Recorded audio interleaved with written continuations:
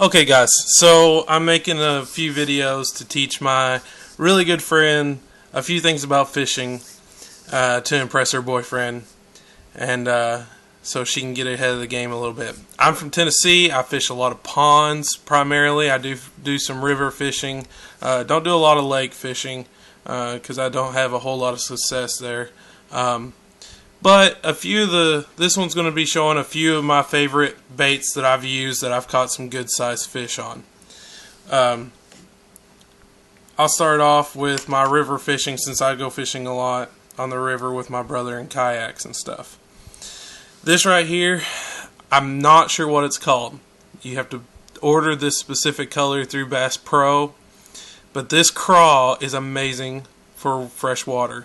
Craws are amazing freshwater baits, and it's got a lead sinker on the front of it, and what you'll do is you'll toss it in, it'll sink to the bottom, you'll pop it, and it'll pop up off the bottom and slowly reel it back. Amazing good. We catch a lot of red eye, we catch smallmouth, largemouth, Kentucky largemouth. Great little bait. Caught a lot of fish on this. Next one is one of my older baits. It's called a watermelon seed fluke. It's got a little rib belly on it, and you rig this Texas rig just like anything else, and this thing will swim and dart back and forth whenever you pop it. It's a mid-water bait, top water, not completely top water since it does stay submerged, but this thing, I've caught a lot of fish on it too. Not a lot of big fish, but some sizable one, 2-3 pounders. But good fish for a lot of good action. And it also comes in other colors. I've heard that a white fluke will work just as well. And the Texas rig is the same. Go through the head, come through the belly and out the back where the hook will be coming up this ridge. But great baits, cheap, good way to get a hold of them. As far as the Texas rig goes, I've shown you this one before.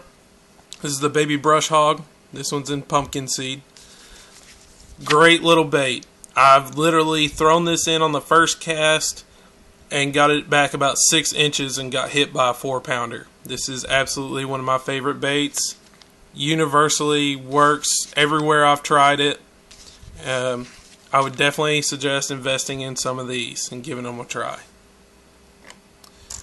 Now, I do a lot of topwater fishing if I can. Usually it's better in early mornings, but it's not always the case. Usually with a lot of cover too. One of the places I fish has a lot of grass in the water, and I don't really have a choice but to use topwater.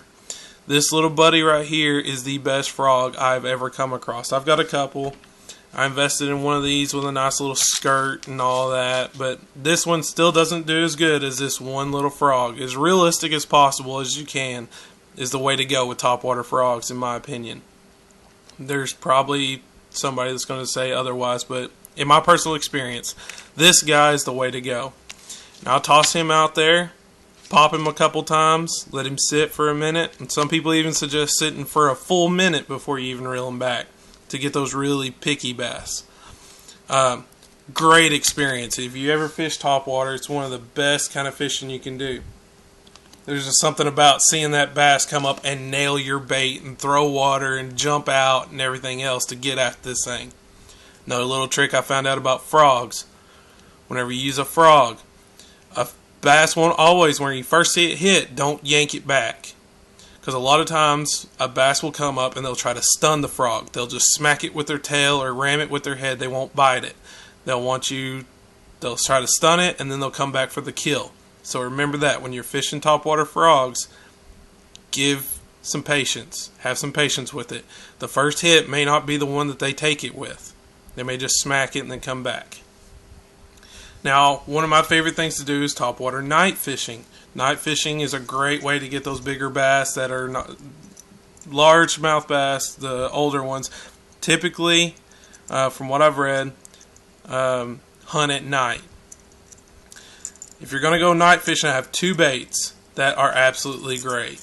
This thing drives them absolutely nuts. For night fishing, you want something that makes a lot of noise, and it's got a rattler inside of it. Dark baits. Most of your night baits are going to be dark baits. Match the color to the sunlight and the clarity of the water. But this thing also has this big spoon on the top. You reel this thing kind of slow, but fast enough that the action kicks in. And the best I can imitate it is it makes a bloop, bloop, bloop, bloop, bloop, bloop sound when it comes through the water.